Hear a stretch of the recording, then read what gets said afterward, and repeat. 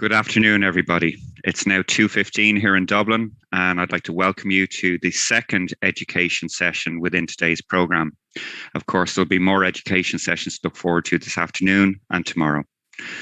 My name is Dr. Jonathan McNulty. I'm an Associate Professor and the Associate Dean for Graduate Taught Studies in the School of Medicine at University College Dublin here in Ireland.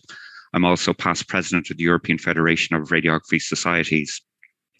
We have 6 exciting presentations ahead of us in this session, 2 coming from South Africa, 1 from Canada, and 3 from Australia as well.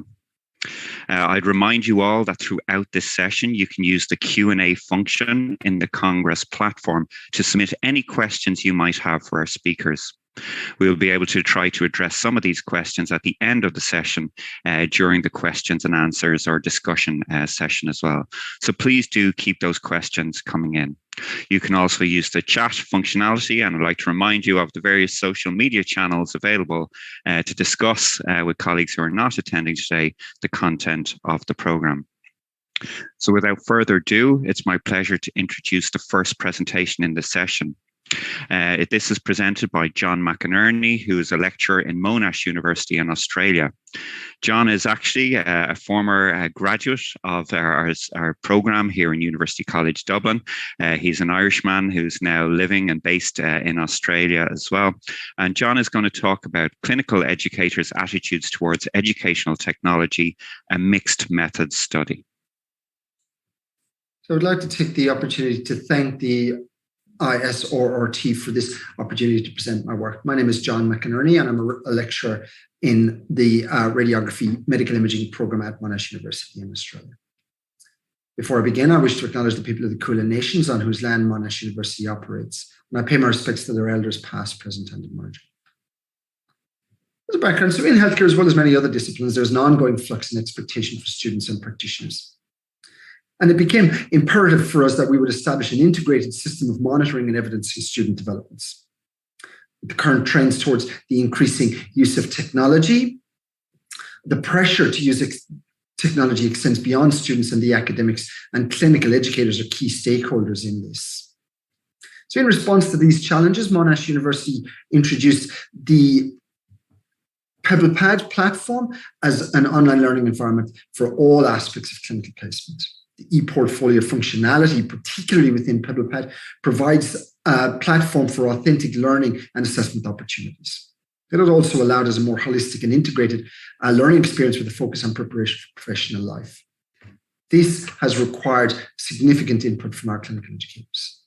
So our study had 2 distinct aims. Our first aim was to examine clinical educators towards technology, somewhat separated from its use in clinical education. So we're really keen on looking at our attitudes towards technology generally versus that particular component of the use of technology in clinical education. and to explore clinical educators' experiences of implementing technologies in a clinical environment. We felt that this group of people have been neglected in the literature. And so whilst negative attitudes towards technology has been noted as a barrier to successful implementation of technology in clinical settings, these studies were not in clinical education. Furthermore, while the attitudes of academic staff, clinical staff in non-teaching roles and students towards technology has been explored, much less is known about clinical educators' perceptions of technology. We conducted a study in Qualtrics. Part 1 collected demographic data. Part 2 was a validated technology attitude survey, which we modified quite minimally to make sure it was fit for purpose. In part 3, we had an opportunity for open-ended qualitative responses to evaluate educators' experiences with the use of Pebble Pad. Our participants were radiography clinical educators responsible for the supervision of students on clinical placement. We had 48 complete responses in the data. We had a mix of rural and metropolitan sites. We also had a good mix of large, medium, and small clinical imaging providers that support our student placements. And we had a relatively even mix of public and private providers of imaging. So our survey that looked at attitudes towards technology generally, if we look at our table here, these are the questions, both positively and negatively geared, which assess the attitudes towards technology in general. And from the mean here, we can see that there's relatively positive attitudes towards technology. When we look at the questions designed to specifically look at the use of technology for clinical education, we see again a positive response, but we started to see a more lukewarm response in regards to how clinical educators perceive the use of technology for their role as educators. So we had this separation between positive attitudes towards technology, a positive but less so towards the use of technology for clinical education. So we wanted to correlate these results. So we conducted a Pearson's or correlation. And we found that there was a positive correlation, but it was quite mild at 0.363. So we plotted these on a scatter graph, and we were able to see the positive correlation. But what we could really start to see now was that there was really some quite strong variation around this, and with some real quite outliers. So we found this was what was making the positive correlation lukewarm. So from our thematic analysis, we found that 5 clear themes emerged in regards to the implementation of online learning environments. One was the availability or lack of availability of IT resources in clinical environments. Second was the time pressure that clinical educators have when they are in clinical environments, sometimes with limited time allocated to actual administrative jobs, if you like, of completing student workbooks and so on. There was a mixed response to the design of the platform, with some thinking that it was quite unintuitive to use. On the other end of the spectrum, those finding it quite easy and not having to flick through physical paper workbooks. Very positively, response was the tracking of progress and documentation, which an online learning environment allowed. Much easier to check on the work at people's own leisure, much easier to review and even compare to previous work where it was appropriate to do so. It was a real boon for clinical educators. The other item, theme 5, which came across quite strongly and was quite positive from our perspective, was the fact that educators found that very clear increased security of workbooks, particularly that signatures could not be forwarded, but even more so, what we found, and this was a theme across the responses, that students weren't able to take advantage of staff members who cannot be bothered to check their work and sign everything off for them at one instance. So what about it? Work integrated learning is crucial in the education of radiography students, and clinical educators have a key role in this. Therefore, it's imperative to understand the perceptions of these educators working within these environments, as well as the challenge that exists in the learning environments. What we have found is that incongruity exists between the attitudes towards technology generally, and then for the perceptions of the usefulness of the technology for the particular purpose of clinical education. It was not as strong as we might have imagined it would be. So from there, So what? Workplace educators, I guess, need support to change their teaching styles so that we can balance the traditional sort of approaches with these contemporary conceptualizations of learning using technology. Very important to enculturate positive attitudes towards technology and the use of pedagogical change needed to implement these. There's references. Thank you for listening, and feel free to contact me with any questions you may have. Thank you for your time. Some really interesting findings there, John, and we'll be hearing from John again in the final presentation of this session. We'll now move on to the second presentation coming to us. It's morning time over there in Canada from Mackenzie Crawford, who's a senior project analyst at University Health Network in Canada, who will be presenting with Jisla Mathews. The topic of this presentation is image quality, peer learning program implementation, enabling collaborative learning and continuous quality improvement. Hey everyone, my name is Mackenzie Crawford. I'm a senior project analyst at the Joint Department of Medical Imaging in Toronto, Ontario, and I'm excited today to present to you on behalf of my co-authors regarding JDMI's Image Quality Peer Learning Program. So to start us off, we have no conflicts of interest to disclose. And I'd like to start by differentiating between peer review and peer learning. So peer review is the act of performing a secondary review of a peer's work, whereas peer learning is a more comprehensive term that really describes the entire cycle of not only performing peer review, but also sharing learnings and improving practice. In medical imaging, peer learning can be a very powerful mechanism for facilitating continuous improvement, identifying educational needs, and ultimately improving standards. And image quality peer learning specifically involves randomly selected images, assigning those to individual technologists and sonographers who will then retrospectively review against image quality criteria that are modality specific. So we at JDMI embarked on the journey to develop our own peer learning program for image quality for two key reasons. First was the identified absence of peer learning infrastructure and programs for technologists and sonographers in Ontario. And the second was a lack of established criteria for assessing image quality. So JDMI is the largest medical imaging department in Canada, and we have a long history and expertise in the field of peer learning, specifically with our previous radiologist peer learning implementations going back to 2013, and more recently our efforts in 2018 to actually develop image quality criteria that are specifically used in the program we're going to talk about today. So this unique position really provided us the opportunity to internally develop and refine our own image quality peer learning program. To develop the program, there were four key groups as part of the governance structure. First was a steering committee comprised of leadership who oversaw the implementation.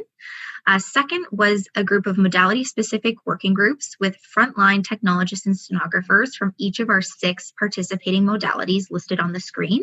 And these groups were responsible for developing all the peer learning processes for the program. So this included which cases were in scope for review, how many cases to review, etc. We then had an IT working group to manage the technical implementation for the peer learning software, and finally a project management team who was responsible for project execution within our scope and timelines. Next, I want to review the 3 key phases of the program. So first, the review phase, where technologists and sonographers use choral review to perform a retrospective double review of images and then document an assessment of the image quality using modality-specific image quality criteria. All images are randomly selected, and this process is designed to be fair and unbiased. Choral review is what's used, which is our in-house developed peer review and image quality evaluation software.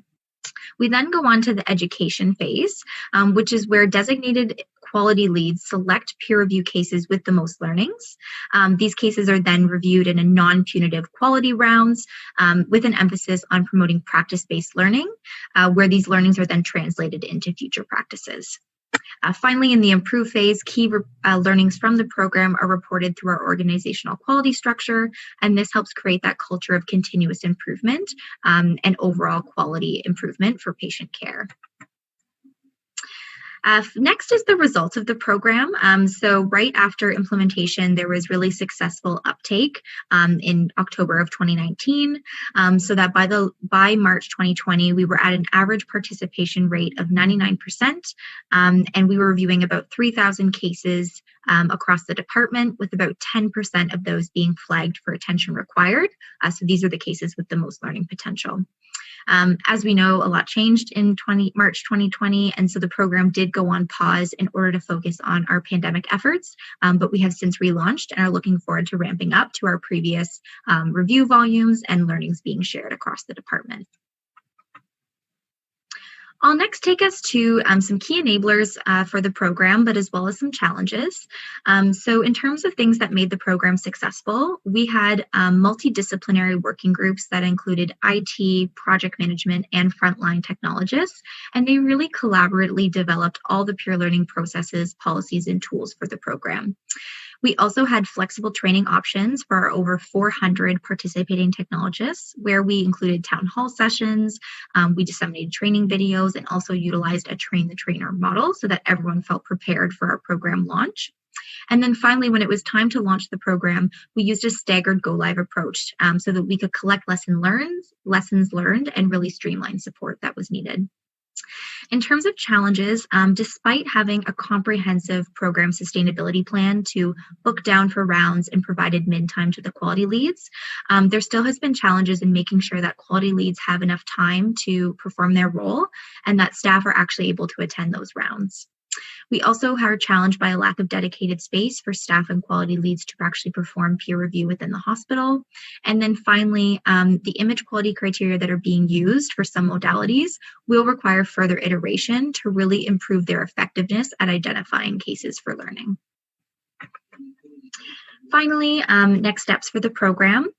So the first next step is really to look at how we can better align responsibilities with resources to address some of those challenges we just spoke to, and look at harnessing virtual format for rounds to make sure that we can improve attendance. We also are in the process of evaluating how technologists and sonographers feel about peer learning before we implemented the program as well as after. And through some of that evaluation, we've been able to actually determine that some cases that are presented in rounds are not always leveraging the findings from our performed peer reviews. So this presents us an opportunity to really look at how can we better identify opportunities for learning through our peer review process and make sure that those are translated into quality rounds. We do see the potential for a non-clinical student version of the platform where learners can actually review archived cases, engage in review, and get feedback on their assessments. And then finally, we're very interested in supporting other healthcare institutions in implementing their own image quality peer learning programs and sharing our lessons learned. Thank you so much for having us and allowing us to present on the program. The contact details for our Manager of Education and Practice are on the screen, and we thank you for your time and hope to engage shortly. Thank you, Mackenzie, for sharing that initiative from JDMI with us this afternoon. I see some questions coming in, so thank you very much to those contributing questions in the Q&A panel. If anyone else does have questions, please do type them into that panel and we'll try to get back to as many of them as possible at the end of this session. We now move on to our third presentation in the session, which is delivered by Ms. Fathima Mulla, who is a lecturer in the University of Johannesburg in South Africa. My own institution, the University College Dublin, is very pleased to have a formal collaboration with Fathima's team in the University of Johannesburg as well. Fathima is going to talk to us today on a model to facilitate the development of professionalism amongst radiography students. Good day. Professionalism is conduct representing an institution in a positive way. The positive perspective includes standards mandated to a specific profession. Therefore, professionalism is an embodiment of standards of an institution encompassing meaningful interaction with management, peers, and society. Traits accompany these standards, however, the features of professionalism are often ambiguous, despite being very valuable to that institution. On that account, professionalism goes beyond a checklist of requirements. Social science researchers studying the historical and sociological transition of occupations into professions have identified characteristics and attributes of professionalism. Thus, methods of measuring professionalism have been created. The general lack of consensus relating to professionalism indicates that professionalism means different things to different people. Professionalism has also been interpreted as the attitudes and behavior one possesses towards one's profession. Professionalism in healthcare has been linked to the Hippocratic Oath, which defines healthcare as a moral enterprise conjoined with a set of guidelines that constitute appropriate behavior from healthcare workers in their interaction with patients. Competent clinical practice, ethical conduct, good communication skills, teamwork, problem-solving abilities, and lifelong learning are the bedrock of professionalism in healthcare system. Undoubtedly, professionalism in healthcare remains an indispensable element in the alliance between healthcare professions, patients, and society. This alliance is based on trust and allows the needs of the patient to rise above all other considerations. A radiographer is an essential link in the alliance of healthcare systems. So what is the problem? Widespread unprofessional behavior within healthcare system and its far-reaching impacts on patients and healthcare professionals have been previously examined. This toxic culture impacts patient safety, quality of care, staff well-being, and society. In South Africa, before the creation of the Rainbow Nation, many discriminatory policies by apartheid regime limited access to healthcare and education to a majority marginalized society. At the onset of democracy, Nelson Mandela's government affirmed its role in the process of social justice and development.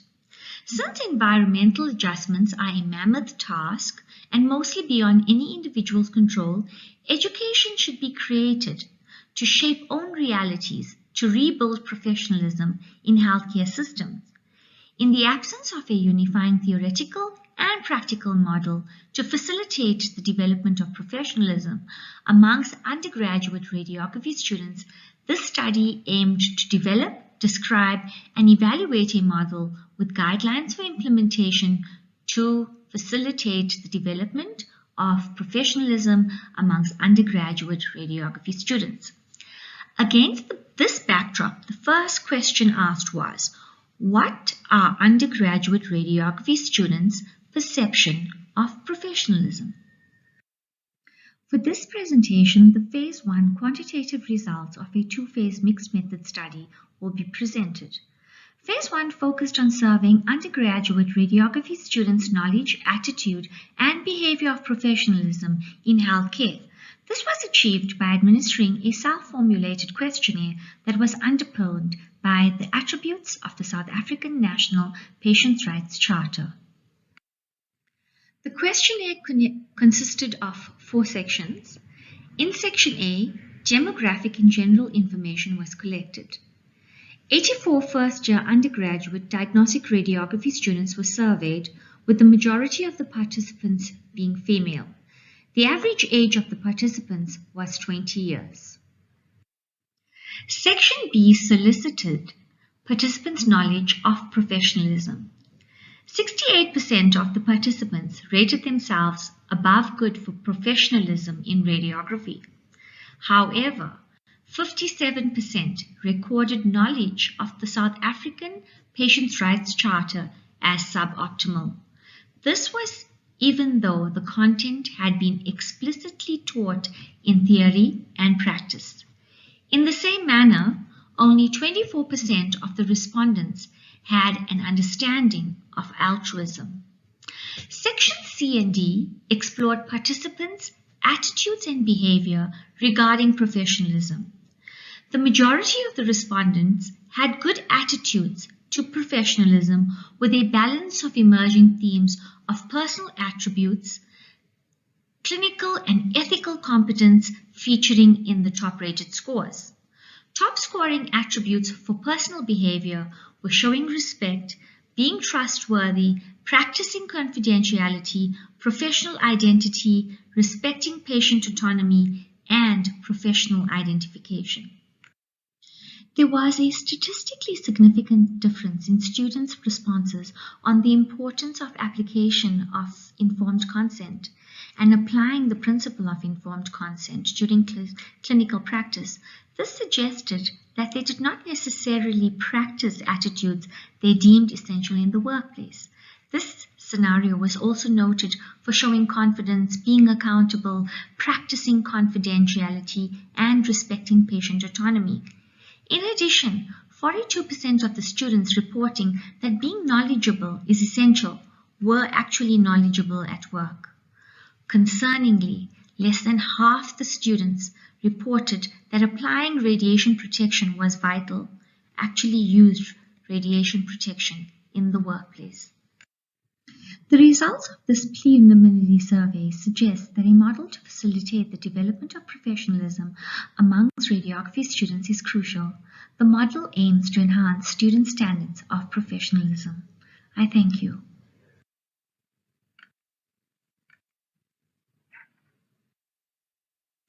Thank you very much for that very interesting presentation on the important topic of developing professionalism. We're now staying in South Africa and moving to the Central University of Technology Free State to Professor Hesta Friedrich-Nel, who's Assistant Dean there in the university, who's going to talk to us now about the international student exchange experiences in radiography. Good day, ladies and gentlemen. I am Hesta Friedrich-Nel. It is my pleasure to present to you international student exchange experiences in radiography on behalf of the other authors. I also refer you to a publication in 2020 in JMIRS on this topic, and you can find the details of this article in the reference list at the end of this presentation. We declare no conflict of interest and kindly acknowledge the funding of the project by the Norwegian Agency for International Cooperation and Quality Enhancement in Higher Education. We also thank the participants who shared their experiences. The university curriculum requirements prescribe that students must show evidence of their personal and professional understanding of international and intercultural aspects in their field of study, as well as attributes such as global citizenship. We are therefore introduced to concepts such as study abroad, international and intercultural learning experiences, internationalization of the curriculum, international student exchange programs, or student mobility programs.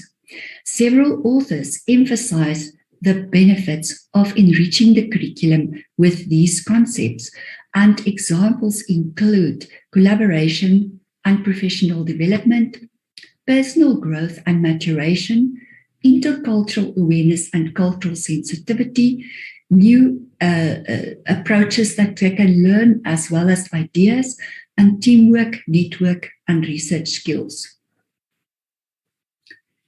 As mentioned, funding was available for a short-term international mobility program, and the goal of the project was to establish professional collaboration in radiography between universities, academics, and students.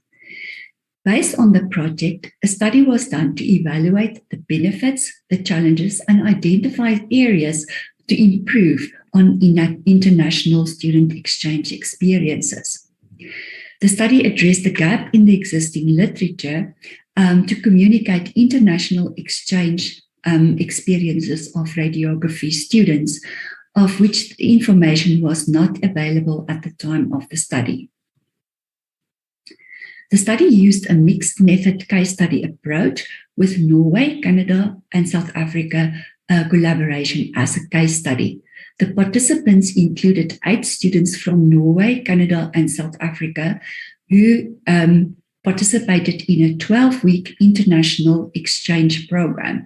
The exception was the Canadian students who participated in a 5-week international exchange program. During this time, the students had to work in the clinical environment and participate in a research project of which the outcome was published in 2020. At the end of the exchange program, the students completed a general program evaluation survey consisting of open and closed questions.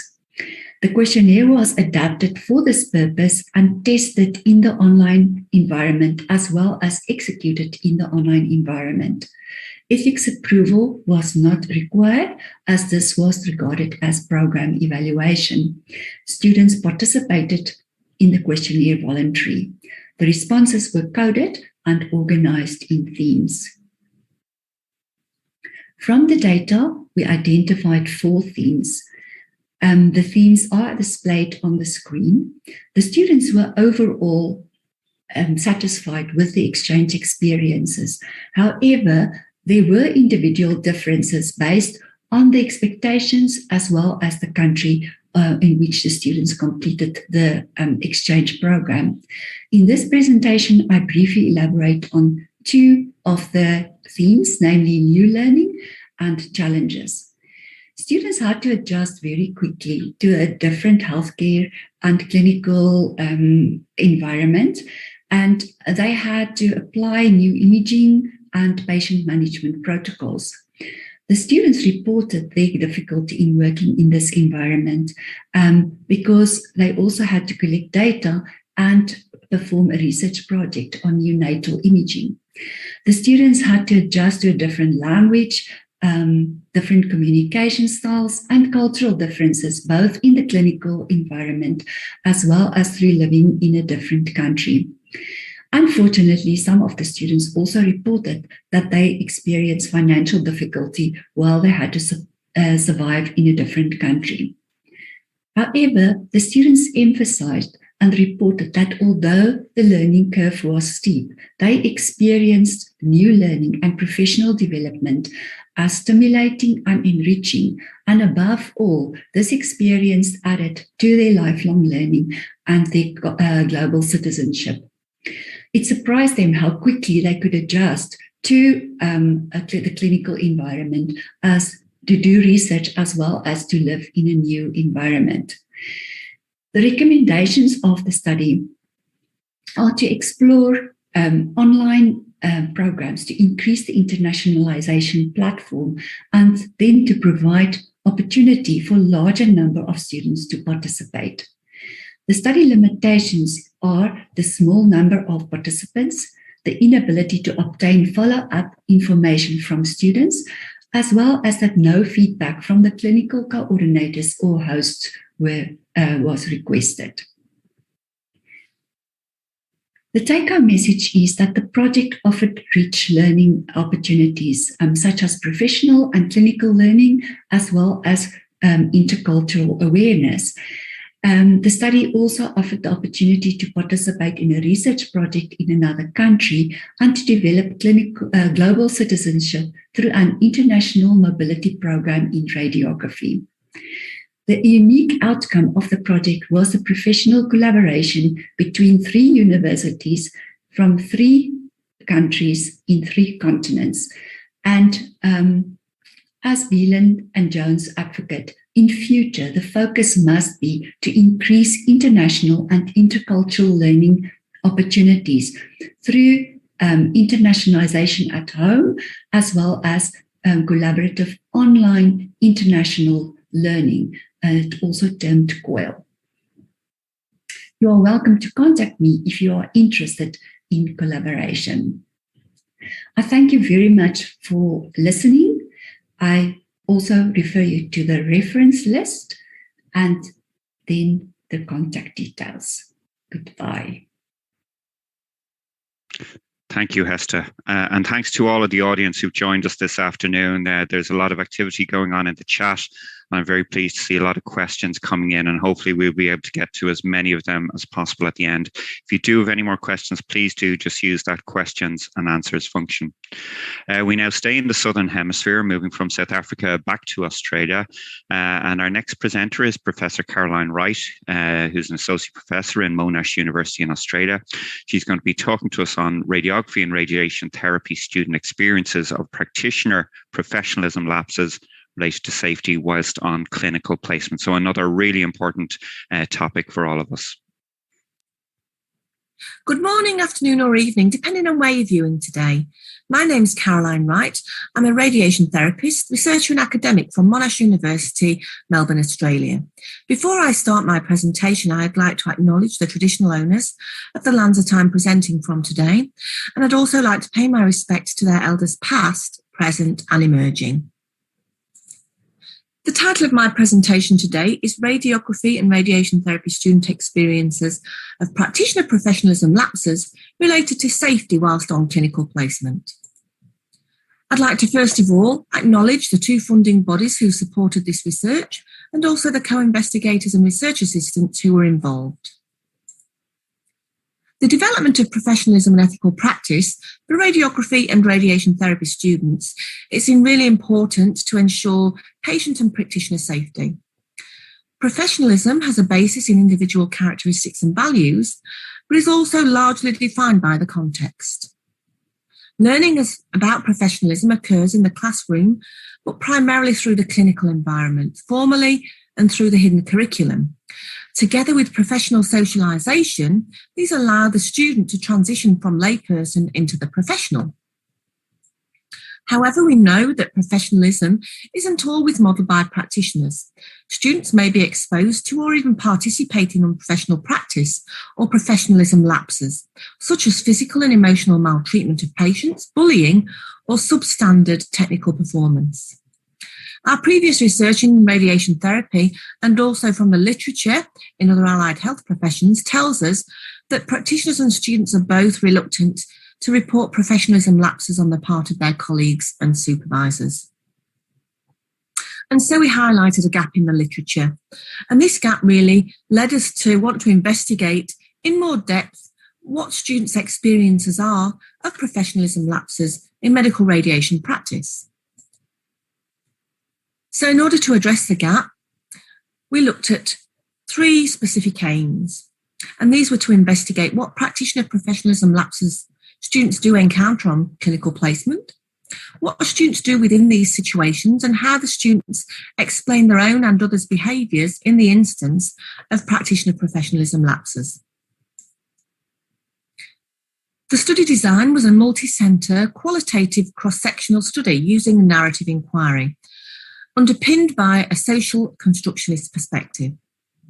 The setting of the study was 6 Australian universities, and these universities delivered entry-level radiography and radiation therapy programs. In terms of the sample, we used a convenience sample of radiation therapy and radiography students who had all had 6 weeks or more clinical experience.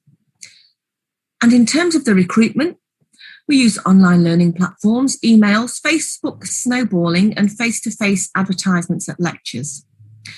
Each of the universities had an independent administrative person who coordinated recruitment for the study, online consent, and also the demographic survey, so that the researchers were blinded as to which students had participated.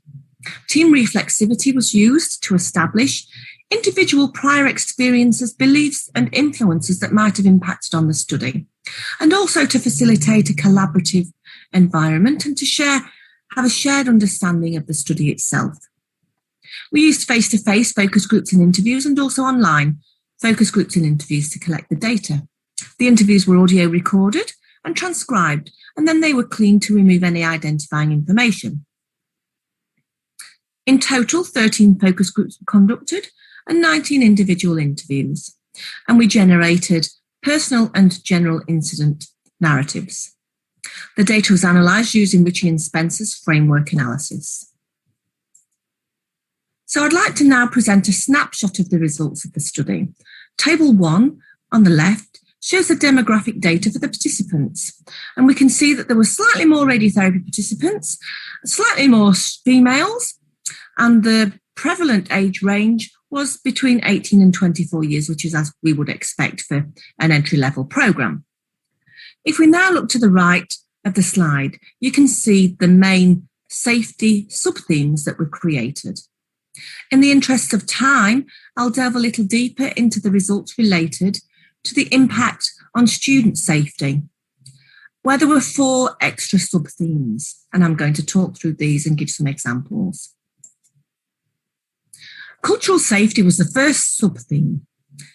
In this excerpt above, you can see that the staff member was asking the student where they came from and how long the boat ride was. This made the student feel quite uncomfortable in that situation. Psychological and emotional safety. This related to staff referring to the students in a public environment as being hopeless and student in front of the patient. And you can only imagine the impact that this might have had on the student's confidence. Personal safety, in terms of practitioners blaming the students for particular tasks that went wrong within the room, particularly in this example for exposing the wrong patient. And so this concern about the risks and the blame that the students are being really given in these situations. And finally, gender-based safety. In the excerpt here, the staff member suggests that the student can go home early as long as they give them a cuddle, which makes the student feel extremely uncomfortable. So the data that we generated confirmed that radiography and radiation therapy students do experience a range of professionalism lapses despite the profession being regulated. The types and lapses are in keeping with those that are described in previous studies, particularly in medicine, nursing and the health sciences. Although the one exception relates to radiation safety and use of the ALARA principle. The emotional, psychological, cultural and gender-based safety experiences were really prevalent and can lead to professionalism dilemmas, which might be associated with feelings of humiliation and intimidation, and also feelings of blame. And these are commonly cited in the literature. They can also impact on student learning and cause anxiety and depression, and may make the student question their intended career pathway. The findings of our study, in conclusion, build on the support previous research in the area of student experiences of professionalism lapses. Safety is a key theme related to the experiences of professionalism lapses and can be very confronting and distressing for students who experience these lapses, particularly with respect to gender, psychological and personal safety. What we need to do is gain more insight into how students cope with professionalism dilemmas when they experience a lapse. We need to be able to educate the students to better manage these situations. So we can potentially use the narratives that we generated from this research to help prepare students for clinical practice. We also need to further investigate education in terms of emotion regulation and resilience. So building these traits into the students so that they are prepared when they go out into clinical placement. Narratives can also be used to guide the continuing professional development of practitioners themselves, in the hope that ultimately patients should benefit from having more informed students and practitioners in terms of professional performance in the clinical environment. I'd like to share my references with you and to thank you for listening to this presentation. Thank you, Caroline. And for all of our audience, the heavens have just opened here in Dublin. We have torrential rain. So that's one thing you're not missing by joining this Congress virtually rather than being here with us in Dublin this afternoon. We're moving on to our final presentation in this session, back to John McInerney from Monash University. John's second presentation in the session is on the topic of using online technology to raise awareness of values and ethics in radiography education, the student perspective. So over to you, John. I'd like to thank the ISRRT for this opportunity to present my work. My name is John McInerney, and I am a lecturer at Monash University in Melbourne, in Australia. I'm going to present today on using online technology to raise awareness of values and ethics in radiography education, presenting some student perspectives from a small-scale qualitative study. Before I begin, I wish to acknowledge the people of the Kulin Nations on whose land Monash University operates, and I pay my respect to their elders past, present, and emerging. I'm aware that attendees at this conference may be based elsewhere, so we pay our respects to traditional owners of the land from wherever you may be joining us. So unsurprisingly and thankfully, I think a review of the literature found that in healthcare, ethics and values are increasingly significant components of healthcare practice, most especially as healthcare trends towards patient-centered models. Furthermore, healthcare workers are now obliged by professional registration authorities to embrace contemporary models of fitness to practice, including the notion of ethical practice. Focusing on medical imaging for a moment, a study in Australia has shown that in attempts to set standards of ethical commitment, radiographers are often hindered by dominance from the medical profession, some poor professional identity, and some difficulty accepting responsibility. Some evidence from a South African study suggests that within radiography, ethical violations are in fact increasing. So at this point, when this study was conducted, no research existed within medical imaging on how values-based ethical decision-making is taught to student radiographers. When we looked at the pedagogical perspective of teaching ethics and values, we found that they are quite challenging to teach. Teaching in radiography traditionally involves lectures, traditional simulation, basically didactic type of learning, including clinical placement. However, it has been found that the connection between science and clinical decision-making is often inadequate in these approaches, and educators need to be innovative, therefore, in teaching ethics and practice. Online learning environments have become increasingly commonplace in education and are even more important now during and post-COVID-19 pandemic. Online learning environments offer flexibility for users and the ability for students and teachers to adopt non-traditional roles and for student-centered learning to really flourish, but only when implemented correctly. As Luke et al. Report, online learning environments can provide a solution to time and location constraints. But evaluation of online teaching methods is therefore really, really essential to inform practice and ensure that students are suitably equipped for their professional roles. And to ensure that only those activities which are proven effective are used in what are already full curricula. Values Exchange, therefore, is an online learning environment designed to facilitate ethical decision-making and values transparency. Uses post-ethical dilemmas, case scenarios for shared exploration within a sort of a wider social networking framework of interaction between people. Questions are posed in a number of formats, including polls, surveys, and also this unique theory-based think screens. And each of the think screens uses a proposal as the basis of deliberation with no definitive right answer. And here's an example of one of these think screens, the basics. These are based on philosophical work by Seedhouse, and these think screens are designed to guide users through a deliberative decision-making process.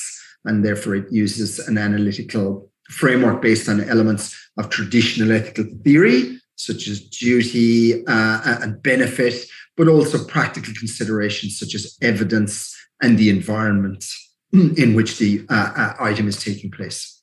So this, unlike methods of values and ethics education where specific answers are expected, responses in VX are assessed in terms of the strength of the rationale, so process-oriented. Here's another screen called the reactions screen, and the reasons screen also. So these are the different think screens that were used. So with Values Exchange, we were able to show students in real time how their values change from one year to the next. And the next few slides just provide some short examples of what we're able to present to students engaging in the platform. So initially in 2008, this was prior to engaging in the Values Exchange think screens and so on, we posed a dilemma and a proposal. And we can see that we had almost a quarter of students agreeing with the proposal. But we expect over time that students' values will change. We encourage them to take account of their experiences and so on. And then in the next year, following engagement with the same activity, but going through the whole of the process, we found that in this instance, we had 1% of students actually agreed with the process. So we were really able to visually show people in a real-time environment how their values can change, and we could encourage that. Also, we looked at further than that, we looked at actual responses. And in 2018, to the same dilemma, we were seeing these like shallow responses, uncertain decision-making, looking for others to guide their decisions. Whereas in 2019, after engaging with the case, we were finding these really, really sophisticated responses, patient-centered, ethical reasons, and student taking responsibility. Our aims of this study were to explore the usefulness of the Values Exchange in essence in facilitating learning in relation to values and ethics. Got ethics approval from Monash University. Did a qualitative exploratory approach, semi-structured focus groups were conducted. Year 2 undergraduate students were invited to participate, and we ran 2 focus groups with 5 students each. They were 90 minutes long, and we did a thematic analysis on the data. So what we found, theme 1, we found that students learned how to understand and appreciate the role of others. Students found that values exchange could relieve some of the tension that you get in the workforce, as well as communicating across professions. Our second theme was addressing the theory-practice gap, that students found that VX provided students with an idea of how to approach patients, and they found that to be inevitably pretty important and gave them confidence to get out onto clinical placement. Finally, values exchange was seen as a very safe environment where students were not afraid to express their views openly and also encourage them to be open-minded. Many thanks to Amanda Lees from the University of Auckland, and Amanda has been invaluable to this project. The reference for perusal. Thank you for your time. Please feel free to contact me with any questions you may have. Thank you very much, John, and to all our presenters in this session. It's been another great session on radiography education.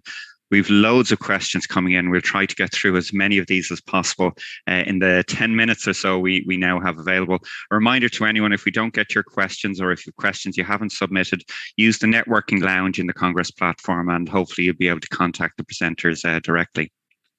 I'm going to start off with a question which I think links to some of the first 2 presentations anyway, John's first presentation and the presentation by Mackenzie. We had some questions from the audience coming in about the availability of time or protected time.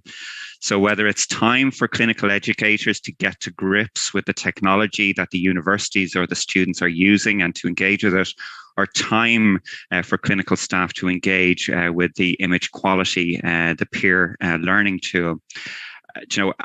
How much of an issue is that? What steps are being taken in both those contexts to help make sure that time is available for those important activities? So I might come to you, John, first, just in terms of your clinical educators.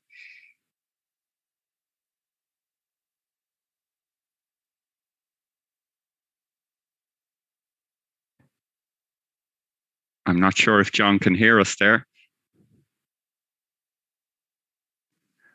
And maybe while we're trying to... Yes, so you broke up a little bit there, Jonathan.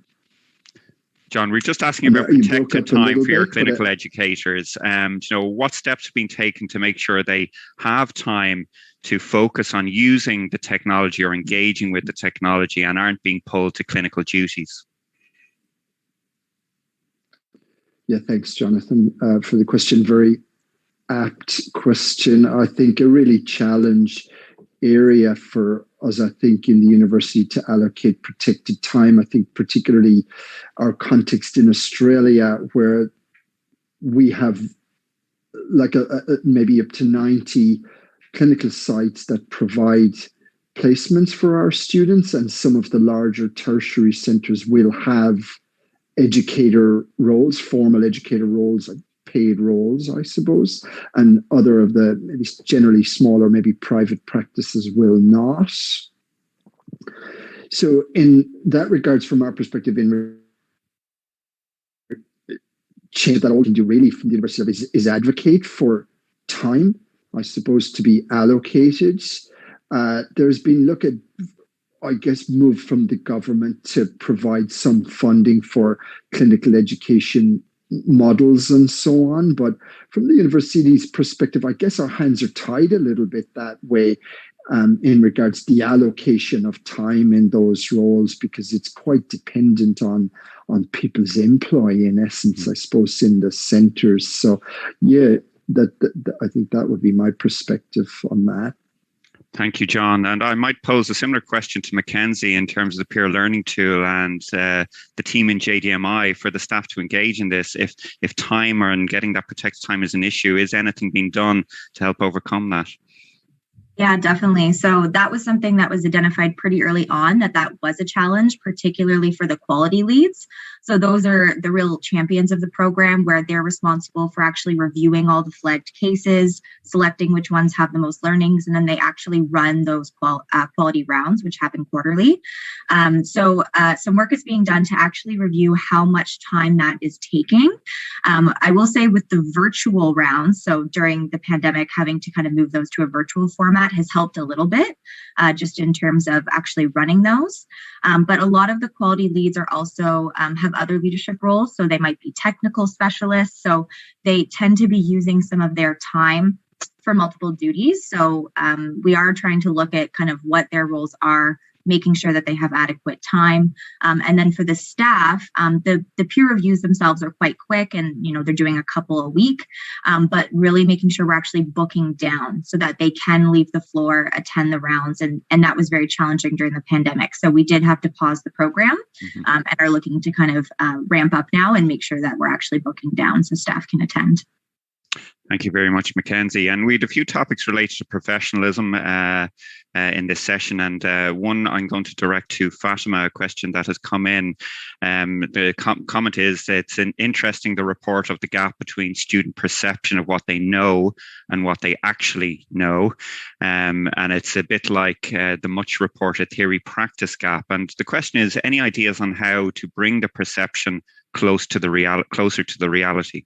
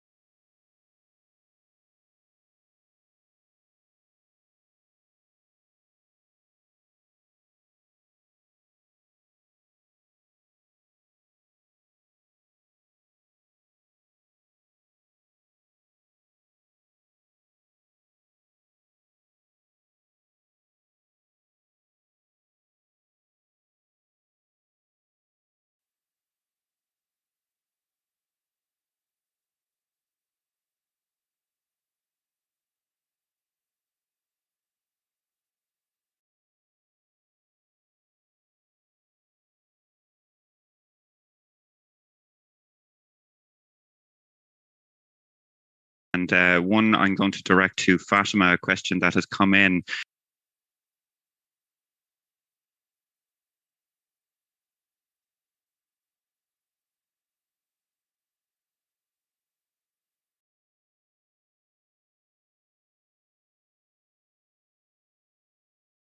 The comment is, it's interesting, the report of the gap